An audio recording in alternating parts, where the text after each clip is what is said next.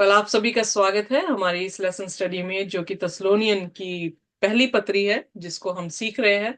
हमने ऑलरेडी 3 अध्याय सीख लिए हैं, जिसमें पौलुस जो है वो अपनी टेस्टमनी देता है, और उस टेस्टमनी यानी उसके करेक्टर से जो क्रिश्चियन वॉक उसकी थी, उसका इम्पैक्ट कितने लोगों पर जो है वो पड़ा है।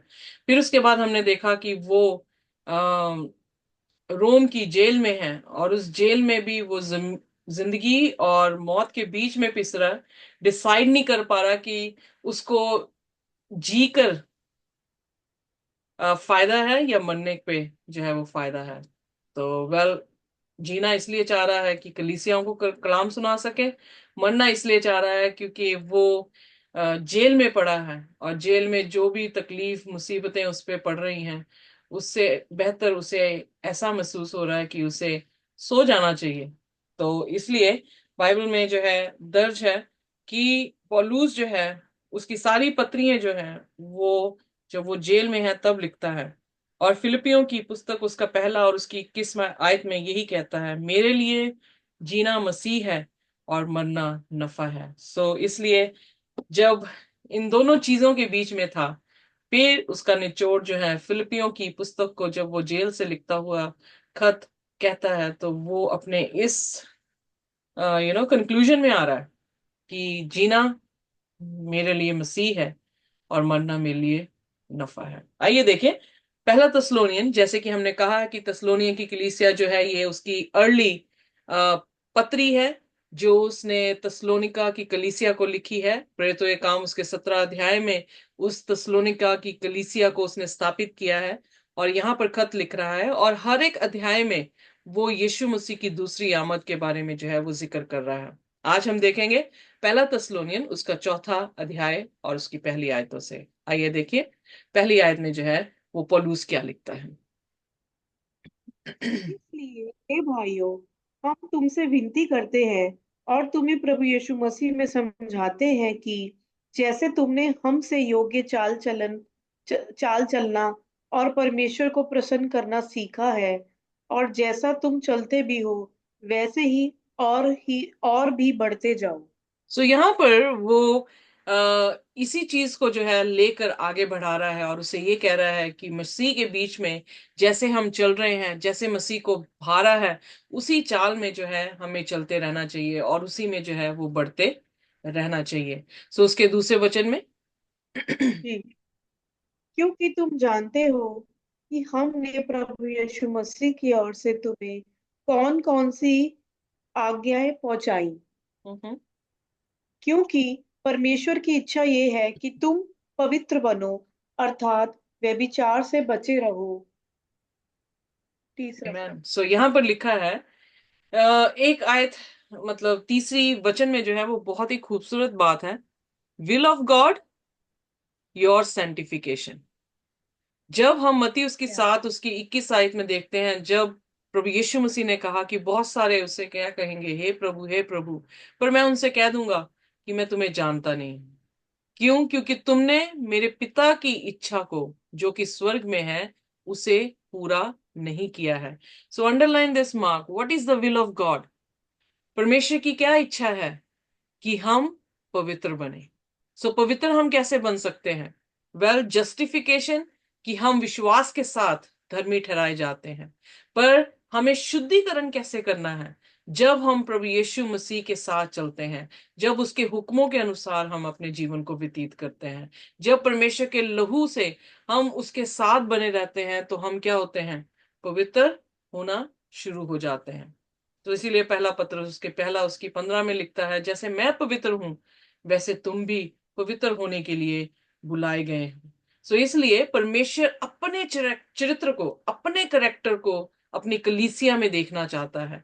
उसे भी उसी तरह से पवित्र जो है वो देखना चाह रहा है जैसे प्रभु यीशु मसीह पवित्र है। यीशु मसीह ने भी कोई पाप नहीं किया, कोई व्यवस्था नहीं तोड़ी, उसी तरह से उसकी कलीसिया भी ऐसी होनी चाहिए। यही खुदा की इच्छा है कि वो ना पाप करे और ना ही परमेश्वर की आज्ञाओं को तोड़े। इसलिए कह रहा that you abstain from fornication, यानी व्यभिचार से तुम क्या रहो? परे रहो। इंग्लिश में इस तरह से लिखा है। व्यभिचार क्या है? व्यभिचार जब अपने पति को छोड़कर हम किसी और के साथ अपने संबंध को बनाते हैं। हमारा परमेश्वर कौन है? जब हम आत्मिक व्यभिचार की बात करते हैं तो हमारा परमेश्वर प्रभु यीशु मसीह है। जब उसे छोड़कर हम दूसरों की शिक्षा को लेने लगते हैं तो हम क्या करते हैं? आत्मिक तौर से व्यभिचार करते हैं। सो आइए देखिए चौथे वचन में क्या कहते हैं। और तुम में से हर एक पवित्रता और आदर के साथ अपनी पत्नी को प्राप्त करना जाने, और ये काम अभिलाषा से नहीं, और न उन जातियों के समान जो परमेश्वर को नहीं जानती। ओके, सो वेल, किस तरह से पत्नियों को जो है अपने कंट्रोल में जो है वो करना है, या किस किस तरह उन्हें लेना है? कहता कि कंट्रोल के साथ नहीं, फोर्सफुली नहीं, बट होलीनेस और ऑनर के साथ। क्योंकि हर पत्रियों में जहां कहीं भी ये जिक्र आया है, कुलसियों की पुस्तक में देख लें, पत्रस, पहले पत्रस की पत्री में अगर हम देख ले तो हम ये देखते हैं, पहला कुरिन्थियन में भी और गलातियों में भी और इफिसियों की कलीसिया में भी, जब जिक्र आ रहा है पति पत्नी के संबंध का, तो बार बार एक ही चीज जो है वो देखने को मिलती है कि हम एक दूसरे के सबमिसिव हों, हम प्रेम में हो, हम एक दूसरे की रिस्पेक्ट करें, हम जो है एक दूसरे को उसके सामने जो है अधीन हो जाए। सो यानी हमारी डिसएग्रीमेंट्स भी जो है उसको भी क्लियरिफाई जब हमें करना है तो बड़ी जेंटलनेस से जो है वो करें। सो इसलिए let each one of you knows how to control your own body in holiness and honour. So उसी तरह से हमें अपने जीवन में, आई डोंट नो कि पत्नियों के बारे में जिक्र यहाँ मेरी अंग्रेजी बाइबल में तो नहीं आया, पर आपने हिंदी में पत्नियों का जिक्र किया है। पर यहाँ पे वो ये कह रहा है कि हर एक इंसान अपनी बॉडी को कंट्रोल करना सीखे, पवित्रताई में और आदर में। सो पवित्रताई क्या है? कि हम खुदा के कलाम में हो। आदर क्या है? कि हम प्रभु यीशु मसीह के लिए आदरणीय हूं, प्रभु यीशु मसीह के लिए महिमा का कारण जो है वो बन सके। नॉट विद लस्टफुल पैशन, पांचवा वचन कहता है, like the Gentiles who do not know God. कह रहा कि उस लस्टफुल पैशन के साथ नहीं। पैशन, लस्टफुल मतलब पाप। सो पाप में नहीं, जैसे कि जेंटाइल्स करते हैं। सो बाइबल किसको लस्टफुल पैशन कहती है? पहला यूना उसका 2 उसकी 16 में जिक्र है, आंखों की अभिलाषा, जिस्म की अभिलाषा और जिंदगी का घमंड। सो ये 3 ऐसी अभिलाषाएं हैं जो हम देखते हैं कि अन्य जातियों में है, अंधविश्वासियों में है, मुझे रादर ये कहना चाहिए, जो प्रभु यीशु मसीह पर विश्वास नहीं करते हैं, उनमें जो है ये 3 चीजें पाई जाती हैं। सो इसलिए क्या कह रहा है कि उस पैशन में नहीं, जैसे कि अंधविश्वासी जो परमेश्वर को जानते ही नहीं है, या जेंटाइल्स अन्य जाति के लोग जो परमेश्वर को जानते ही नहीं है करते हैं। बट किस तरह से? छठवें वचन में आइए देखिए।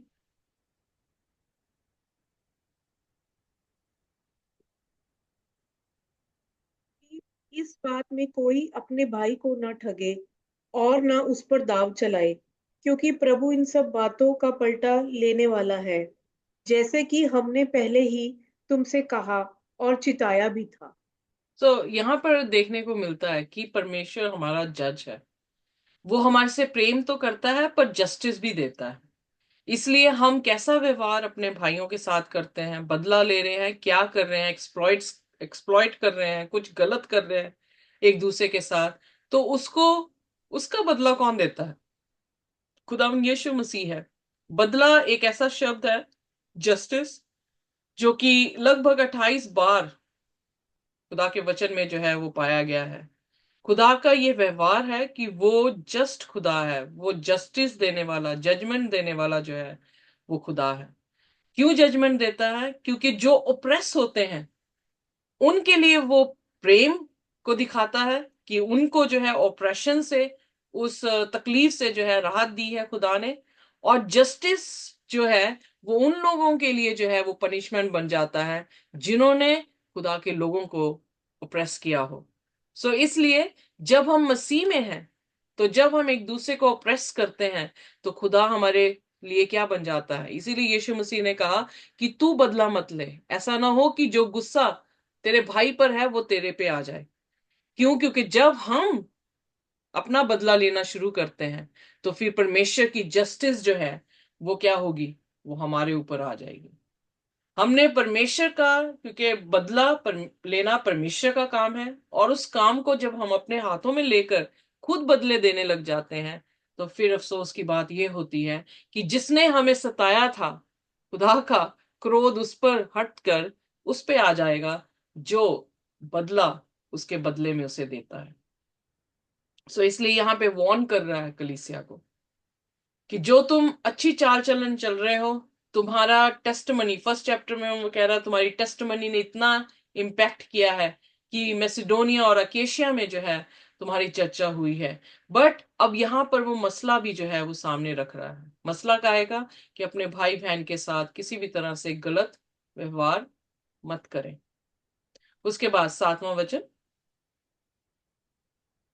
कि परमेश्वर ने हमें अशुद्ध होने के लिए नहीं, परंतु पवित्र होने के लिए बुलाया है। तो एग्जैक्टली पतरस भी यही, पहले पतरस उसके 1 में और उसकी 15 आयत में कह रहा है कि जिसने तुम्हें बुलाया है वो पवित्र है, और तुम्हारा बुलाने वाला पवित्र है, इसलिए जैसा वो पवित्र है वैसे तुम भी पवित्र बनो। पौलुस भी यहां पर यही कह रहा है कि हमें किसके लिए बुलाया गया है, इम्प्योरिटी के लिए नहीं, बल्कि होलीनेस के लिए, पवित्रताई के लिए बुलाया गया है। और उसका 8वां वचन। इस कारण जो इसे तुच्छ जानता है, वह मनुष्य को नहीं परंतु परमेश्वर को तुच्छ जानता है, जो अपना पवित्र आत्मा तुम्हें देता है।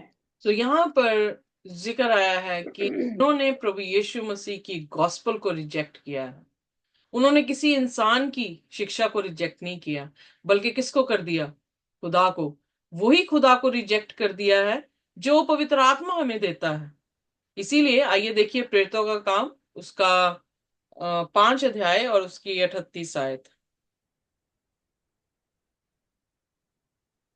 जी, 38। जी। इसलिए अब मैं तुमसे कहता हूँ, इन मनुष्यों से दूर ही रहो और इनसे कुछ काम न रखो, क्योंकि यदि ये धर्म या काम मनुष्य की ओर से हो तब तो मिट जाएगा, परंतु यदि परमेश्वर की ओर से है तो तुम उन्हें कदापि मिटा ना सकोगे। कहीं ऐसा ना हो कि तुम परमेश्वर से भी लड़ने वाले ठहरो। Okay. So 2 minute, give me a minute. Bible में लिखा है कि खुदा उन लोगों को पवित्र आत्मा देता है जो उसके हुक्मों को मानते हैं। यहां पर भी जहां प्रेरितों का काम उसका 5 और उसकी 38 आयत आपने पढ़ी है, तो यही सोच रहे हैं कि किस तरह से मसीहों का विरोध किया जाए, पर जिसको खुदा ने बनाया हो या खुदा की तरफ से आया हो, उसका कोई भी विरोधी जो है वो नहीं हो सकता।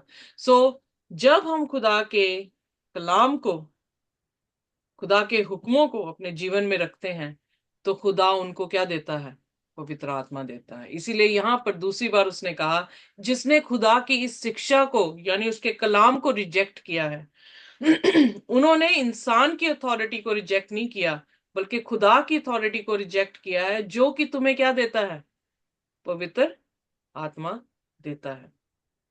सो इसलिए जब हमारा ताल्लुक खुदा के कलाम से नहीं रहा, तो खुदा की आत्मा के साथ कैसे रह सकता है। सो इसलिए अगर ताल्लुक रखना है खुदा की आत्मा के साथ, तो हमें खुदा के वचनों में उसके कलाम के साथ अपना ताल्लुक रखना पड़ेगा। सो फिर 9वें वचन में क्या कहता है। तो भाईचारे की प्रीति के विषय में ये अवश्य नहीं है कि मैं तुम्हारे पास कुछ लिखूं, क्योंकि आपस में प्रेम रखना तुमने आप ही परमेश्वर से सीखा है। तो इसलिए कहता मुझे कुछ ज्यादा लिखने की जरूरत नहीं है, ऑलरेडी सीख चुके हैं कि परमेश्वर के वचन में क्या लिखा है कि हम भाई बहनों से एक दूसरे के साथ जो है वो क्या करें, प्रेम करें। जब हम पहला यूहन्ना देखते हैं, दूसरा यूहन्ना लेटर्स देख रहे हैं, या तीसरे पत्री को देखते हैं, तो वो तीनों की तीनों पत्रियां जो हैं वो प्रेम के ऊपर आधारित हैं। वहां ये इक्वेशन दी गई है कि God is love and those who love, परमेश्वर इज इक्वल टू लव। और अगर हम लव करते हैं ब्रदर्स और सिस्टर्स को, तो हम में क्या है, प्रेम है। और प्रेम क्या है, खुदा है। सो इसलिए कलाम हम खुदा से अलग नहीं कर सकते, प्रेम हम खुदा से अलग नहीं कर सकते, क्योंकि ये खुदा के एट्रीब्यूट्स हैं, उसकी तरबियत है कि वो प्रेम है। तो उससे प्रेम कैसे अलग कर दें? तो जब प्रभु यीशु मसीह से हम जन्मे हैं, तो फिर हमारे में भी क्या होगा? प्रेम होगा। और हम अपने भाई बहनों से एक दूसरे के साथ जो है वो क्या कर पाएंगे? प्रेम कर पाएंगे। आइए देखिए उसके 10वें वचन में। और सारे मकिदुनिया के सब भाइयों के साथ ऐसा करते भी हो। परंतु हे भाइयों, हम तुम्हें समझाते हैं कि और भी बढ़ते जाओ। आमेन। सो और ऑलरेडी मैंने कहा कि पहले अध्याय में उसने उनकी साक्षी दी है कि वो एक दूसरे से प्रेम कर रहे हैं। उनके चरित्र की चर्चा जो है वो मैसिडोनिया, अकेशिया तक जो है वो पहुंच चुकी है। यहाँ पर भी वो यही कंफर्मेशन दे रहा है कि तुम ये चीजें करते हो, पर मैं तुमसे ये कहता हूं कि तुम और भी ज्यादा करते रहो। और उसके बाद 11वां वचन। और जैसी हमने तुम्हें आज्ञा दी है, वैसे ही चुपचाप रहने और अपना अपना कामकाज करने और अपने अपने हाथों से कमाने का प्रयत्न करो। तो यहाँ पर जो है उनके बीच में शायद बोलने की आदत है, तो वो क्या कह रहा है? अपने आप को चुपचाप से क्या करें? शांति पूर्वक अपने कामों को, अपने धंधों को करते रहें और अपने ही हाथों से करें, जैसे कि बताया भी गया है। सो कहने का मतलब उन्हें परिश्रम करने को, उन्हें आइडल मतलब क्या कहते हैं, बिना काम रहने के लिए जो है सलाह नहीं दी जा रही। उनको बकवादी चीजें कहने को नहीं कहा जा रहा, बल्कि शांति पूर्वक क्वाइटली अपने काम में, मतलब माइंड योर ओन बिजनेस, अपने कामों में रहें, पर दूसरों के बीच में नो स्पोक ना करें। इस तरह से जो है उन्हें बता रहा है। तो उसके बाद 12वां वचन। ताकि बाहर वालों से आदर प्राप्त करो और तुम्हें किसी वस्तु की घटी ना हो। तो जब इसीलिए बाइबल में लिखा नीति वचन में कि मूर्ख जब तक खामोश है तब तक वो क्या दिखता है? समझदार दिखता है। पर जैसे ही वो बोलता है तो मूर्खता दिख जाती है।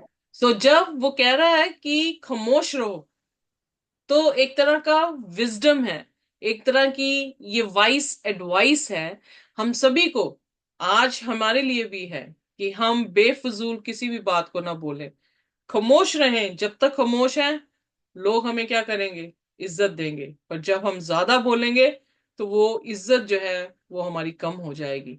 सो इसलिए कहता है कि इस चीज को जो है फॉलो करो और एक दूसरे पर निर्भर ना रहो, क्योंकि उसने क्या कहा? अपने हाथों से मेहनत करो। पौलुस ने भी कहा कि वो किसी पर बोझ नहीं बनता, वो अपनी कमाई रात और दिन अपनी कमाई जो है वो करता है। ऑलरेडी कह चुका है दूसरे और तीसरे अध्याय में। सो अपने हाथों में काम, अपने हाथों से काम लेकर किसी पर डिपेंडेंट नहीं, कलीसिया के पैसों पर जो है वो डिपेंडेंट नहीं है। सो इसलिए उनको भी यही कह रहा है कि एक दूसरे के डिपेंडेंट ना रहो, खामोश रहो, अपना काम करते रहो और मसीह में उस चाल चलन में बढ़ते चले जाओ। उसके बाद 13वां वचन। हे भाइयों, हम नहीं चाहते कि तुम उनके विषय में जो सोते हैं अज्ञानी रहो। ऐसा ना हो कि तुम दूसरे के समान शोक करो जिन्हें आशा नहीं। ओके, अब यहाँ पर एक और चीज पे जो है, अब दूसरा मसला भी जो है तस्लोनिका की कलीसिया में जो है हम देखते हैं। वो ये इस बात से यहाँ पे कह रहा है कि मैं नहीं चाहता कि तुम अनजान रहो। भाई बहनों को क्या सिखाने की कोशिश कर रहा है? उन लोगों के बारे में जो मर चुके हैं और उनका अफसोस, जैसे अन्य जाति के लोग करते हैं जिनके पास बिल्कुल भी आशा नहीं, जिनको यही नहीं पता कि वो व्यक्ति हमें दोबारा मिल सकता है प्रभु यीशु मसीह में। जब वो रोते हैं और अफसोस करते हैं, उस तरह से मसीह लोग जो हैं वैसा अफसोस ना करें। अगर आपको याद हो, यीशु मसीह 12 साल की मरी हुई बेटी के घर में जब जा रहे हैं तो वहां पर औरतें जो थी वो क्या कर रही थी? चिल्ला चिल्ला कर जो है वो रो रही थी। उस टाइम में जो ट्रेडिशन था, रोने के लिए औरतों को हायर किया जाता था, ताकि वो वहां पर चिल्लाएं रोएं, ताकि लोगों को पता लगे कि इनके घर में जो है वो मौत हुई है। कुछ अरसे तक भी पंजाब में भी ऐसे ही था कि लोग जो थे वो बुलाए जाते थे, और लोग जो है गांव में भी जब भी किसी की मौत होती थी तो बहुत ही ज्यादा ऊंची आवाज में रो रो कर, छाती पीट पीट कर जो है वो कहते थे कि ये व्यक्ति जो है वो चला गया। पर मसीहत में ये चीज जो है वो बिल्कुल भी अ, आदरणीय नहीं है। क्यों? क्योंकि जो मसीह में है उनके पास एक आशा है कि जब यीशु मसीह आएंगे तो उनके मरे हुए जो मसीह में सो रहे हैं वो दोबारा से जी उठेंगे। सो इसलिए यहाँ पे कह रहा है कि तुम्हारा वैसा अफसोस ना हो उन भाई बहनों के लिए जो हमारे से जुदा हो गए हैं, जो सो गए हैं, क्योंकि वो लोग जो ग्रीव कर रहे हैं उनके पास आशा नहीं है। तो पर खुदा के लोगों के पास क्या है, आगे वो देख बताता है। क्योंकि यदि हम विश्वास करते हैं कि यीशु मरा और जी भी उठा, तो वैसे ही परमेश्वर उन्हें भी जो यीशु में सो गए हैं उसी के उसी के साथ ले आएगा। आमेन। सो यहाँ पर वो यीशु मसीह को जो है वो प्रेजेंट कर रहा है।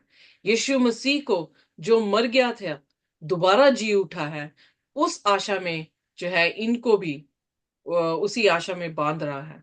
सो इसलिए कहता है God will bring with him those who have died. यीशु मसीह जब आएंगे तो जो मर गए हैं मसीह में वो दोबारा क्या किए जाएंगे, जिलाए जाएंगे, जैसे यीशु मसीह को जिलाया गया। फिर 15वें वचन में क्या कहता है? जी, क्योंकि हम प्रभु के वचन के अनुसार तुमसे ये कहते हैं कि हम जो जीवित हैं और प्रभु के आने तक बचे रहेंगे, सोए हुए से भी कभी आगे ना बढ़ेंगे। यहाँ पर जो है वो सेकंड कमिंग के बारे में हर चैप्टर में हम देख रहे हैं कि पौलुस जो है तसलोनिका को एक ही आशा दे रहा है, यीशु मसीह की दोबारा आमद का। यहाँ पर भी कह रहा है, अब मृतकों को लेकर वो यीशु मसीह की दूसरी आमद को बता रहा है कि सबसे पहले क्या होंगे, जो मसीह में मरे हैं वो जी उठेंगे। इसलिए यीशु मसीह की दूसरी आमद ही हमारी आशा है।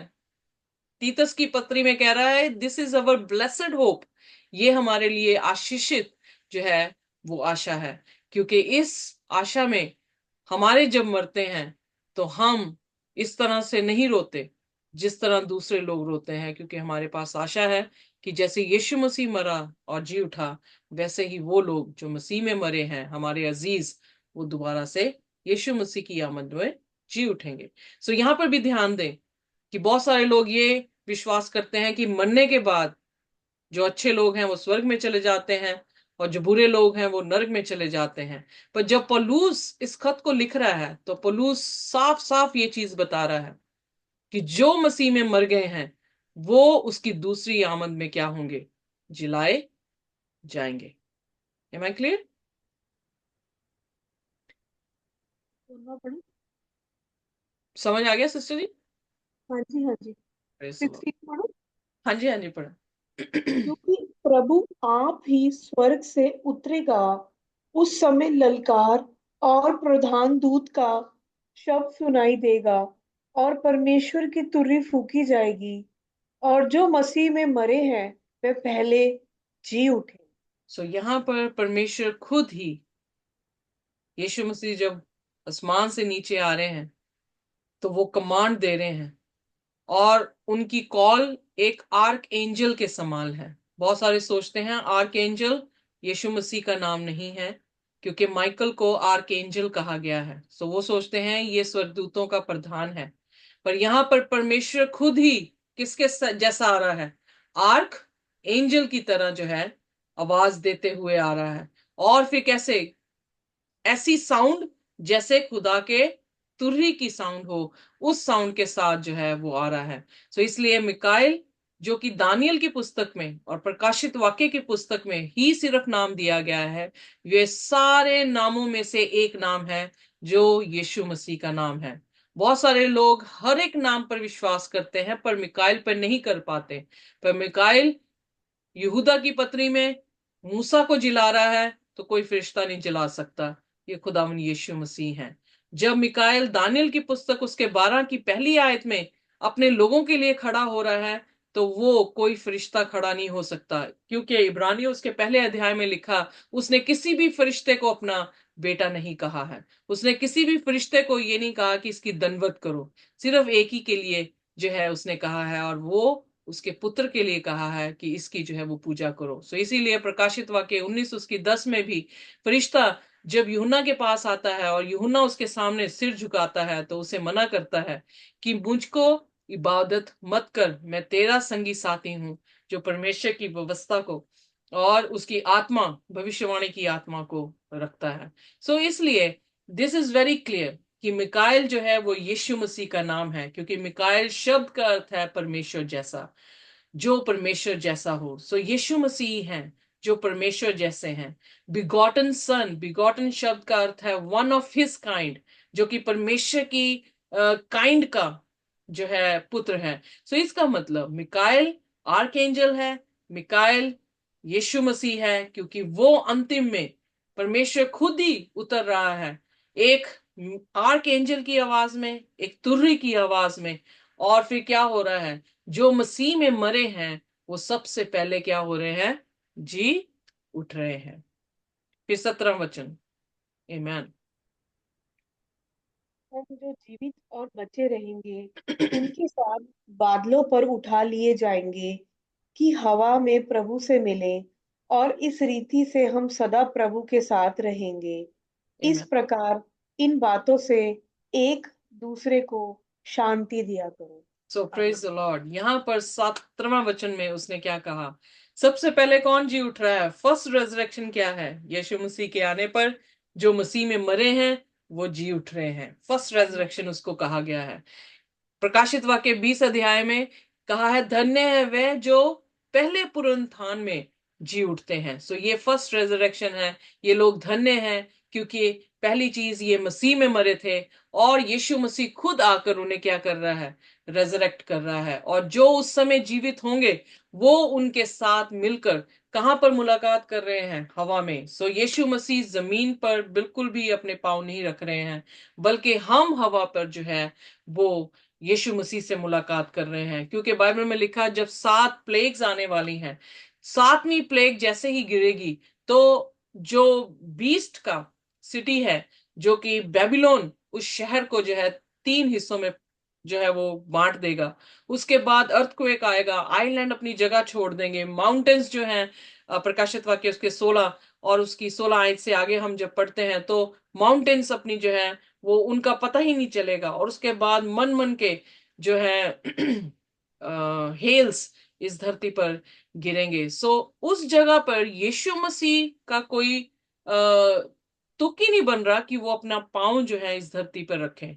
इस समय ये वो समय होगा जब यीशु मसीह के फरिश्ते चारों दिशाओं से खुदावन यीशु मसीह के डरने वालों को जो है वो हवा में उठाकर प्रभु यीशु मसीह के साथ उस उनकी मुलाकात हवा में करवाएंगे। सो बाइबल में लिखा कि यहाँ पर पौलुस जो है इसी आश्वासन के साथ एक दूसरे को एनकरेज करने को जो है वो कह रहा है, ताकि जब तुम्हारे में से कोई मरे तो तुम इस तरह से शोक ना करें करना कि जिनके पास आशा ना हो, कि यीशु मसीह की आशा, उसके आमद की आशा, कि जब वो आएगा तो वो सब मृतकों को जो मसीह में मरे हैं उनको जिलाएगा और अपने साथ स्वर्ग की भाषा में लेकर जाएगा। आमेन। सो आइए अपने सिरों को झुकाएंगे और प्रार्थना में जाएंगे। हमारे स्वर्गीय खुदावंत, हम आपके शुक्रगुजार हैं, धन्यवाद करते हैं कि पौलुस ने तस्लोनियन की कलीसिया को ये खत लिखते हुए सिखाया, जो आज हमारे लिए भी सबक का कारण है। धन्यवाद करते हैं कि हम जान सकें कि प्रभु यीशु मसीह में मरे हुए लोग स्वर्ग में नहीं बल्कि जमीन पर ही सोते हैं। हम शुक्र करते हैं कि हमने ये सीखा कि मकाइल जो है वो आर्कएंजल है, और वो यीशु मसीह हैं जो इस धरती पर आएंगे और सबको, जो मर चुके हैं उन सबको जिलाएंगे, और जो जीवित होंगे उनको भी उठाते हुए स्वर्ग की बादशाहत में लेकर जाएंगे। Thank you Jesus. हम आपके शुक्रगुजार हैं इन वायदों के लिए, शुक्रगुजार हैं इन वचनों के लिए जो आपने हमें बख्शे हैं। हमें बरकत दे, ये अच्छी भूमि की तरह हम रिसीव करें, 100 गुना, 60 गुना और 30 गुना फल लेकर आए। यीशु के नाम से मांगते हैं, आमीन।